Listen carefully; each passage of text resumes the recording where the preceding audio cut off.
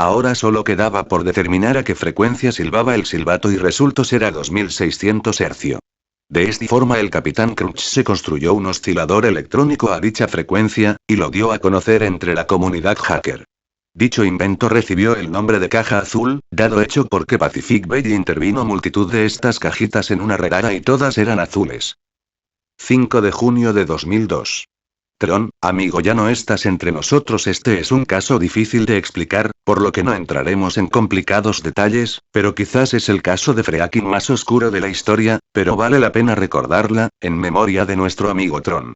El 24 de octubre de 1998, un miembro de CCC Computer Chaos Club llamado Tron es víctima de un homicidio. Su cuerpo fue hallado en el interior del parque de Neukölln, Berlín, Alemania. Las fuentes policiales dictaminaron que había sido un suicidio, sin embargo los miembros de CCC no son de la misma opinión. Tron fue una de las más brillantes cabezas dentro de las filas de hackers de Europa. Tron era capaz de fabricar tarjetas prepago de teléfonos públicos, siendo así, el primero en crear las maravillosas tarjetas mágicas, lo que puso en guardia a la principal compañía de telefonía en Alemania. Tras esta experiencia, Tron contacta con CCC y ofrece sus conocimientos técnicos. Explorando todas las tecnologías, Tron inicia un largo camino en el estudio de la criptografía. Algo que le vale para entender el algoritmo de la telefonía celular y las tarjetas SIM. A partir de este momento Tron es capaz de clonar con éxito las tarjetas GSM, así como entender a fondo los sistemas SISTM. Sin embargo, tales conocimientos quedan al alcance de pocos, ya que Tron desaparece trágicamente. Con un carácter abierto y alegre, es difícil entender cómo Tron optaba por suicidarse. 2 meses después de su muerte, la prensa informa al mundo que por fin un ingeniero de telefonía ha sido capaz de descifrar el contenido de cientos de cintas grabadas en el reinado de Hitler. ¿Es acaso esto una coincidencia? Todas las sospechas están abiertas. 5 de junio de 2003. Craqueando el satélite. El día 28 de febrero de este mismo año, saltaba la alarma de nuevo en el mundo de la seguridad. La agencia de noticias Reuters se daba eco de una noticia más que preocupante. Según Reuters, alguien había conseguido hacerse con el control de un satélite militar espía británico y para más INRI lo había desviado de su órbita regular.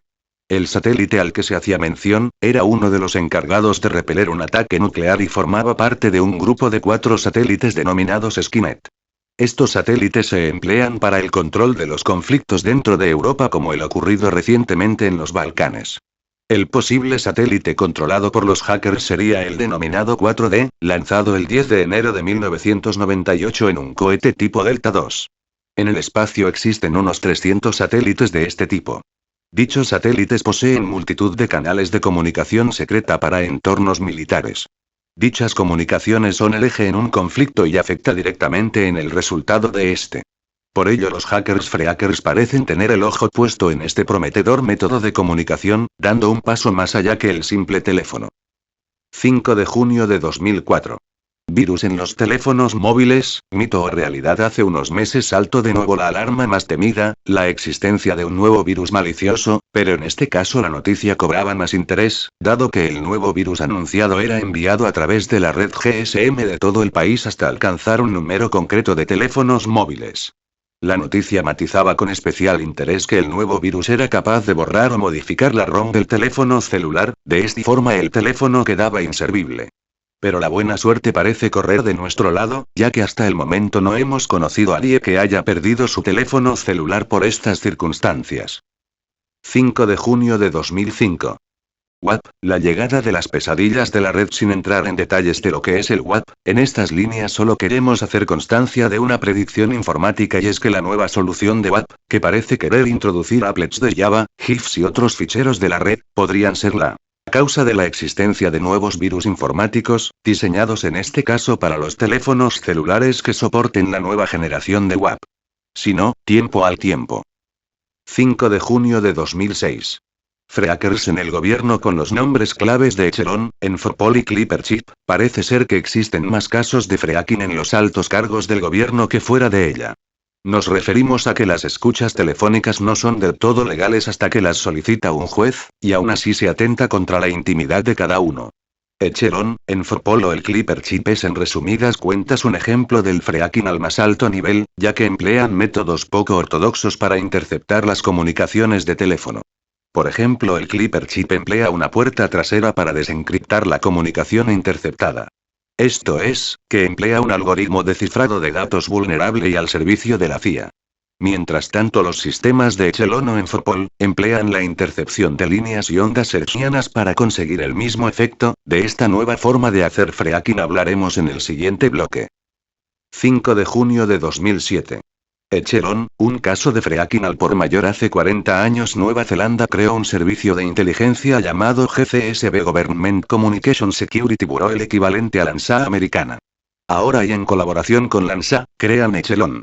Un avanzado sistema de espionaje a escala mundial, que junto con UCUSA y el empleo de satélites Intelsat, las nuevas inteligencias gubernamentales pueden desde hace tiempo acceder e interceptar todas las comunicaciones tradicionales como el teléfono, el fax o el correo electrónico. Desde 1996 Nikki Agars nos muestra otro tipo de espionaje secreto, descubierto en su libro Secret Power. Nikki revela que estamos siendo espiados en todo momento. Según su libro, Nikki afirma que lo que estoy escribiendo ahora es susceptible de ser espiado incluso en el borrador desde mi PC, mediante el método Tempest. Este sistema de espionaje aprovecha la radiación electromagnética de la pantalla de mi monitor para recibir todo lo que se muestra en mi monitor. Por otro lado, cuando termine este artículo y lo envíe por el correo electrónico, este será inmediatamente interceptado por la estructura Echelon y por supuesto analizado. Por otro lado, si envío un fax a mi editor o le llamo telefónicamente para confirmar que ha recibido el artículo, Echelon también dispondrá de una copia del fax y de la conversación telefónica. Pensar en todo esto, simplemente le pone a uno los pelos de punta. En 1948 se formaliza UCUSA después de interceptar varias comunicaciones de radio secretas durante la Segunda Guerra Mundial. Junto con Echelon, UCUSA, denominada Spy Network, potencia las posibilidades de controlar las comunicaciones globales desde los satélites Intelsat. El jueves, 12 de junio de 1984, Rob Muldoon conviene en el Parlamento lo que sería el primer paso para crear Echelon. 10 años más tarde, el 15 de enero de 1994, los técnicos de satélites interceptan comunicaciones extrañas en los satélites, fecha en la que se revela la existencia de UCUSA. Desde entonces todas las comunicaciones son interceptadas por Echelon y UCUSA y descifradas por técnicos expertos en busca de información confidencial de un posible movimiento militar, terrorista o de otra índole. Las principales formas de espionaje se basan en interceptar las comunicaciones por radio, sea cual sea su banda. Pero las potentes cámaras de vídeo de última generación y las nuevas lentes ópticas permiten obtener imágenes sorprendentes desde una distancia más que alarmante, comprendida en varios cientos de kilómetros de distancia. Esta técnica se sobreimpone a la captación de ondas de radio. Por otro lado, Internet, el gran complejo de comunicaciones digitales mundial, también está siendo espiado por la nueva inteligencia gubernamental. Otro peligro se sobreimpone por el empleo de teléfonos móviles. Todos los datos pinchados se codifican y se envían al espacio hacia los satélites, donde se multiplexan todas las señales para ser distribuidas hacia los centros de computación y control. Estas bases terrestres, además de recibir toda la información, están diseñadas para escanear y recibir todas las frecuencias de los satélites en busca de información conflictiva. En los centros de control de estas bases tiene lugar el estudio de todas las señales interceptadas, entre las cuales pueden existir informaciones en claro e informaciones encriptadas. Las informaciones en claro se entienden por todas aquellas que están codificadas bajo cualquier estándar analógico o digital, pero que los ingenieros conocen perfectamente. Las señales encriptadas son aquellas que se basan en contenidos cifrados imposibles de descifrar sin la clave adecuada. Estos últimos mensajes son quizás los que más preocupaciones causa dentro de la red de espionaje mundial, ya que a menudo no se pueden obtener los mensajes en claro aún empleando métodos de descifrado de señales. Por ello, quizás quede alguna esperanza por mantener la privacidad, aunque no la intimidad, de nuestras comunicaciones, y es empleando sistemas criptográficos para la voz y el correo electrónico. 5.7. Recopilación séptima. Hackers en el poder, freakers en el gobierno y Bill Gates y Paul Allen trasteaban con los primeros microprocesadores de Intel allá por el año 1972. El microprocesador en cuestión era el modelo 8008, y en aquel momento la industria informática no tenía en consideración la posibilidad de construir una computadora personal, basado en este procesador. Sin embargo, Bill Gates y Paul Allen sentían que su momento estaba cada vez más cerca. 3 años más tarde, en 1975 Intel saca un nuevo procesador con más de 10.000 transistores y Bill Gates junto con su amigo, desarrollan el primer software para Altair. Este es el primer paso, más adelante trabajan con lo que hoy conocemos como MS-2. Ambos jóvenes, todavía no muy conocidos, son denominados hackers. Pero estos jóvenes han crecido y a su alrededor ha crecido todo un imperio llamado Microsoft. Esta es la parte buena, la parte mala, es la que sigue. Con los nombres claves de Echelon, Enfopol y Clipper Chip, parece ser que existen más casos de fracking en los altos cargos del gobierno que fuera de ella. Nos referimos a que las escuchas telefónicas no son del todo legales hasta que las solicita un juez, y aún así se atenta contra la intimidad de cada uno. Echelon, Enfopol o el Clipper Chip son en resumidas cuentas un ejemplo del fracking al más alto nivel, ya que emplean métodos poco ortodoxos para interceptar las comunicaciones de teléfono. Por ejemplo, el Clipper Chip emplea una puerta trasera para desencriptar la comunicación interceptada. Esto es, que emplea un algoritmo de cifrado de datos vulnerable y al servicio de la CIA. Mientras tanto, los sistemas de Echelon o Enfopol emplean la intercepción de líneas y ondas hertzianas para conseguir el mismo efecto. ¿Acaso no es esto un acto de fracking? Soro, un fracker español, expone su opinión al respecto.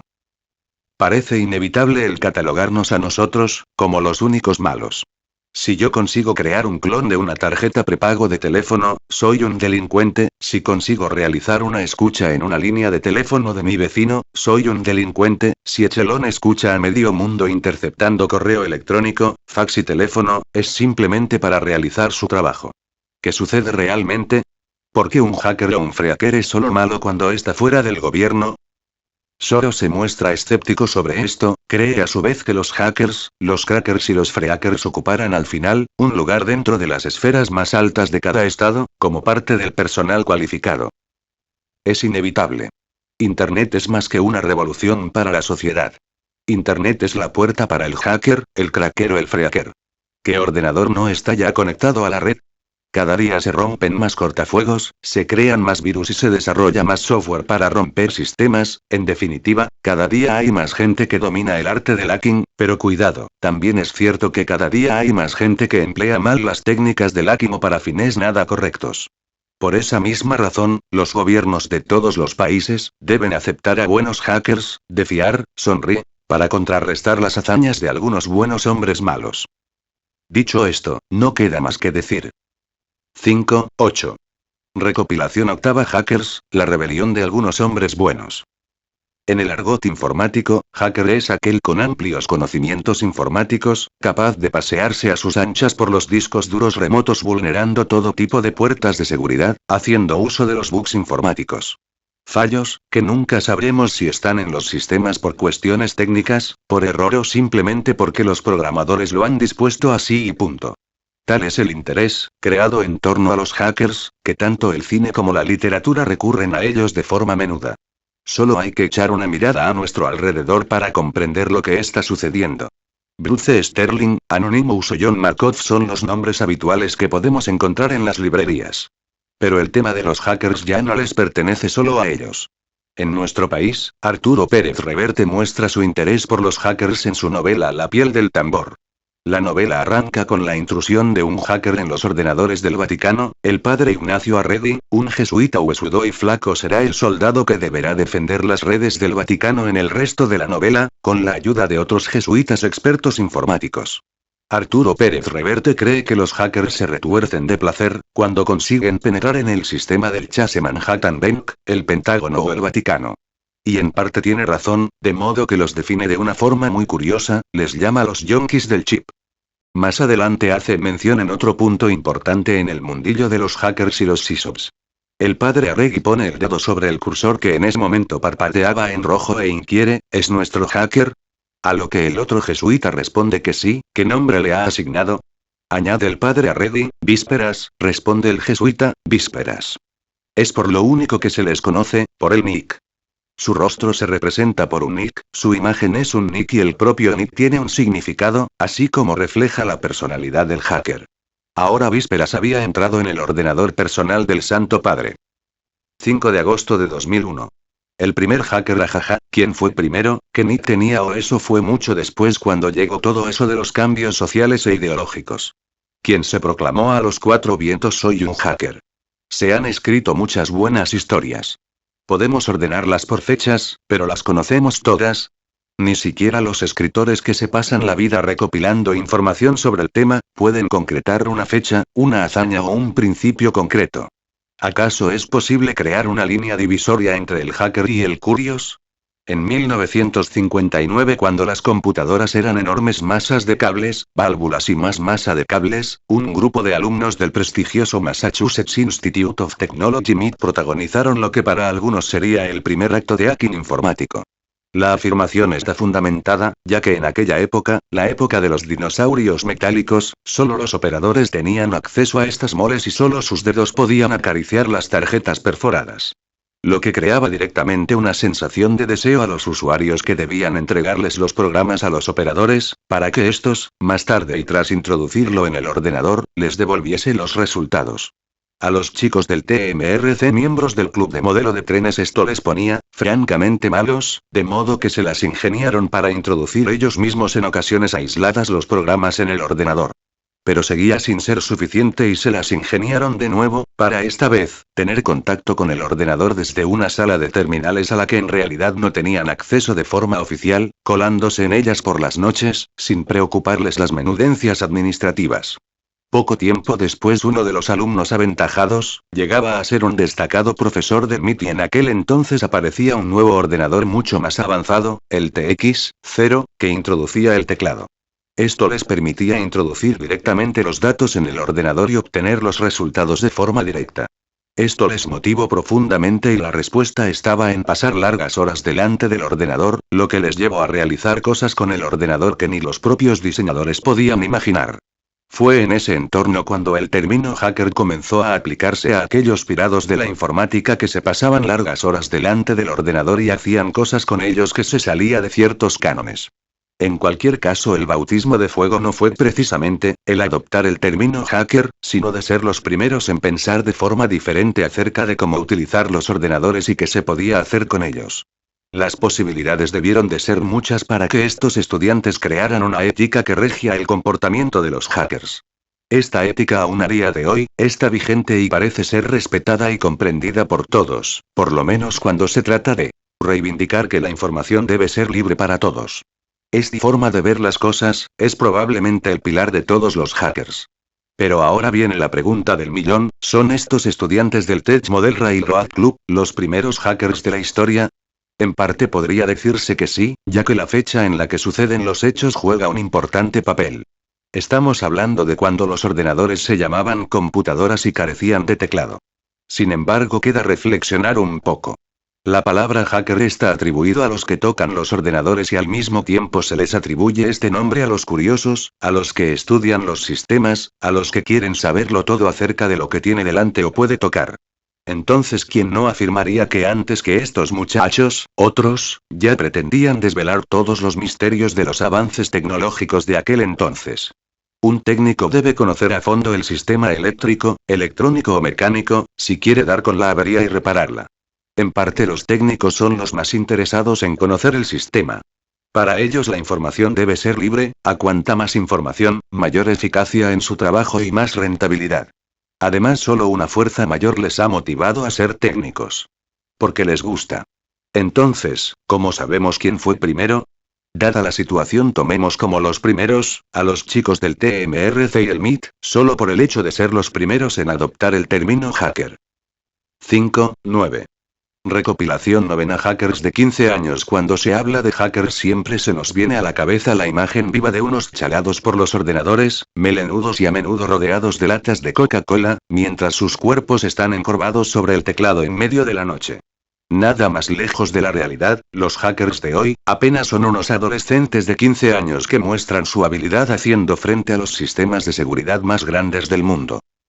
El crack del sistema de discos DVD o el reciente ataque masivo a varias páginas comerciales en Internet, han sido, solo algunos de los ejemplos recogidos en los últimos días en toda la prensa mundial. Un grupo de hackers ha descifrado el código CSS del sistema de disco DVD, un grupo de hackers mantiene al FBI en jaque en los recientes ataques en Internet, son algunos de los titulares a los que ya estará acostumbrado, pero es evidente que solo nos deja ver parte de la historia, pero no toda. En cierta manera puede resultar interesante conocer este tipo de noticias, en un momento en el que toda la informática gira en torno a la seguridad, los virus, los ciberdelincuentes de la red y por supuesto los hackers. Pero lo que más nos llama la atención a todos es quizás la corta edad que presumen tener los nuevos genios de la informática, es decir, los nuevos hackers.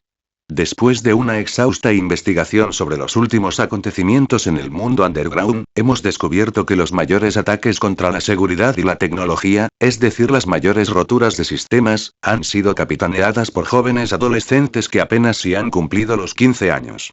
Siguiendo el perfil de Bill Gates, los nuevos manitas de los ordenadores ya son capaces de desmontar toda una tecnología que miles de ingenieros han creado a lo largo de muchos meses de trabajo, en tan solo unas pocas horas. Evidentemente se trata de genios, adolescentes de 15 años que apenas han aprobado pero que sienten una cierta pasión e interés por los ordenadores y todo lo que le rodea. Son los nuevos hackers, son la nueva emulación del joven Bill Gates cuando entre las cuatro paredes de un garaje trataba de desmembrar el primer procesador de Intel. ¿O acaso muchos de vosotros desconocíais que Bill Gates era un hacker en su bien temprana edad? 5 de septiembre de 2001. Con 15 años rompe el sistema de cifrado del DVD. La debilidad del algoritmo de encriptación de los discos DVD, 40 bits ha permitido a un grupo de hackers noruego More, Masters of Reverse Engineering, entre los que destaca Jon Johansen, un estudiante de 15 años, a descubrir que en su ordenador, el sistema de protección del DVD podía romperse con un programa pequeño y relativamente simple que creó en unas pocas horas. El DeX permite volcar el contenido de un DVD al disco duro de un ordenador y reproducir la película con calidad perfecta. También, este pequeño programa permite crear un duplicado desprotegido del contenido de DVD en un disco virgen por medio de una grabadora, con la misma facilidad con la que hacemos una copia de archivos. A las pocas semanas de aparecer DeX en la red, se decide retrasar el lanzamiento del DVD audio, dado que se cree conveniente introducir un nuevo nivel de protección mucho más potente, que permita al mismo tiempo dejar obsoleto al DeX. Se presenta así, CSS2, un algoritmo más complejo que el endeble CSS Content Scrambling Systems, sin embargo creemos fervientemente que CSS2 dejará de ser seguro muy pronto. 5 de septiembre de 2002. A los 10 años descubre que puede llamar gratis por teléfono. Es quizás, y con toda probabilidad, el hacker más joven hasta el momento. Se trata de Tim Rosenbaum, un chico que a la temprana edad de 10 años, acometió lo que hasta la fecha será la mayor estrategia lograda. El buen chico nació ciego, pero Dios le dio un excelente sentido, el oído, con una sensibilidad superior a los demás seres mortales. Sus blandas yemas de los dedos también poseían un tacto inverosímil, capaz de almacenar el tacto suave o áspero de las cosas y reconocerlas por ellas después. Y también tenía algo que fascinaba a todos los chicos de Goyan, un pequeño pueblo costero al este de Maine, y esto eran sus silbidos. Era capaz de imitar a los pájaros de todas las clases y sobre todo podía controlar el tono del silbido hasta alcanzar notas musicales, hasta que un buen día le sucedió algo realmente importante. A Tim le encantaban los teléfonos y sobre todo le encantaba escuchar la voz del otro lado del hilo cuando alguien llamaba a casa. Cada vez que podía marcaba un número cualquiera de teléfono y se sentaba a escuchar la cálida voz que decía: "Este número está fuera de servicio". Hasta que un buen día Tim silbó al tiempo que la voz decía la frase y cayó de golpe. Esto asombró a Tim. Volvió a marcar otro número de teléfono, silbó y sucedió lo mismo. Años más tarde descubría que era capaz de generar silbidos a una frecuencia perfecta de 2600 ciclos, el tono que indica que el teléfono está colgado. 5 de septiembre de 2003. Los ataques de Negación 2 y Mafia Boy, más adolescentes de 15 años. Durante varios días Mafia Boy ha encabezado el mayor ataque de Internet conocido hasta el momento. El FBI y los mejores hackers del país han estado en jaque durante los días 7, 8 y 9 de febrero del presente año y el resto de los días hasta hoy. El motivo, un bloqueo masivo de las páginas más importantes de Estados Unidos, es decir, eBay, Amazon, CNN, Buy.com o Yahoo entre otros. Pero Mafia Boy es el nick de un joven canadiense de 15 años, de modo que tuvo que comparecer, tras ser detenido el 15 de abril, por un tribunal de menores que lo dejó en libertad bajo fianza unas horas después. Eso sí, se le impuso severas limitaciones como por ejemplo que no puede utilizar un ordenador excepto el del colegio y bajo supervisión de un profesor o de no poder entrar en una tienda de informática o recintos donde haya ordenadores. Y es que no es para menos, ya que este joven hacker supuestamente coordinó e inició el mayor ataque a Internet que convulsionó al mundo de la informática, más tarde al propio gobierno de los E.U. Bill Clinton y finalmente a los empresarios de la red que se hacían eco de las noticias de los ataques continuados. Para llevar a cabo dichos ataques, Mafiaboy y Colio su aliado utilizaron el método de negación de servicio que consiste en bombardear los servidores atacados con peticiones falsas de información hasta colapsarlos, es decir, algo así como enviar un mail bombing. Con este sistema se paraliza su capacidad de respuesta, dejando colgado el servidor cuando se encuentra colapsado. Atajar estos ataques informáticos se convirtió en la principal tarea de los expertos del FBI, que cuenta con 56 especialistas en combatir este tipo de delitos y que se vio obligado a emplearlos a todos ellos, para seguir la pista de Mafiaboy. Mafiaboy dejó pistas en algunos ordenadores de la Universidad de Santa Bárbara y envió algunos mails en la red mofándose de su hazaña, lo que hizo que finalmente los especialistas del FBI permitieran llegar hasta el cuarto de su casa, en el que Mafiaboy estaba constantemente conectado a Internet, evidentemente empleado métodos de fracking. 5 de septiembre de 2004. Bill Gates, Steven Wozniak y Stephen Jobs, los primeros hackers adolescentes. El caso de Bill Gates es quizás una de las historias menos conocidas de este mecenas de la informática que ha sabido ligar el activismo, junto con sus compañeros de clase, a la historia misma de procesador y el nacimiento de Intel. Un poco enrevesada, la historia de Bill Gates bien merece la pena conocerla. En 1956 se inventa el transistor y 8 años más tarde aparecen los primeros circuitos integrados en el planeta. Al contrario que las válvulas de vacío, los nuevos dispositivos electrónicos, mucho más reducidos y mucho más rápidos, están basados en un material llamado silicio, y el silicio es extraído de la arena, pero Intel estuvo allí mucho después que la arena y algo antes que Stephen Wozniak, Stephen Jobs y Bill Gates. Pero la historia de Intel comienza en 1971 y su microprocesador 4004. Hace ahora 28 años, un ingeniero de la entonces sociedad estadounidense Intel Integrated Electronics TEDOF, fue quien descubrió en 1971, tras más de 2 años de arduas investigaciones, el método de unir en una misma pastilla de silicio los diferentes elementos indispensables para crear lo que sería un asterisco microcontrolador, un nuevo dispositivo que permitiría un tratamiento rápido de la información. Oz había concentrado sus esfuerzos en estudiar las memorias electrónicas destinadas a almacenar información y descubrió que si añadía una memoria electrónica junto a un procesador de cálculo y unos cuantos enlaces, tendría sobre su mesa de trabajo un dispositivo realmente revolucionario después del circuito integrado. Así nace el procesador 4004, compuesto por 2300 transistores, todos ellos destinados a una unidad de cálculo y una memoria electrónica. Este procesador estará destinado a equipar las primeras calculadoras. Este ingenio era capaz de procesar unas 60.000 operaciones por segundo, pero no eran suficientes operaciones como para crear un ordenador con él. De hecho, aún no se había matizado esta idea hasta unos años más tarde. Un año más tarde, en 1972 Intel saca adelante un nuevo modelo de procesador, esta vez llamado 8008. En aquel momento la industria informática todavía no tenía en consideración el construir una computadora personal en torno a este u otro procesador. Pero de cualquier forma el 8008, la nueva creación de Intel, aparecía en una popular revista de electrónica Radio Electronics como un avanzado procesador capaz de controlar cualquier sistema aritmético o de tomar decisiones inteligentes. Pero en cualquier caso ninguno de los lenguajes que en aquel momento existían, estaban preparados para dar órdenes a este procesador. Bill Gates, que por aquel entonces, junto a Paul Allen, eran unos jóvenes chavales enfundados en gruesas gafas de montura de hueso, ya trataban de hacer algo con el nuevo procesador de Intel, sin embargo los escasos transistores que albergaba en su interior no les permitieron crear un software adecuado a fin de crear su mayor deseo, el de fabricar el primer ordenador personal basado en un software que permitiera hacer llegar los ordenadores a cualquier usuario. Pero no tuvieron que esperar mucho tiempo nuestros genios, hasta que Intel sacaba al mercado el que iniciaría una leyenda en esto de los microprocesadores. Se trataba del 8080, un procesador con cerca de 10.000 transistores en su interior y toda una primavera de 1974 por delante. El nuevo procesador de Intel había sido descubierto por Bill Gates a través de otra revista de electrónica, en esta ocasión la Popular Electronics, en la que se mostraba una especie de computadora con el nombre de TradFox Data. Bill Gates quedaba fascinado al ver el anuncio y advirtió que el final del reinado de las gigantescas computadoras estaba cerca.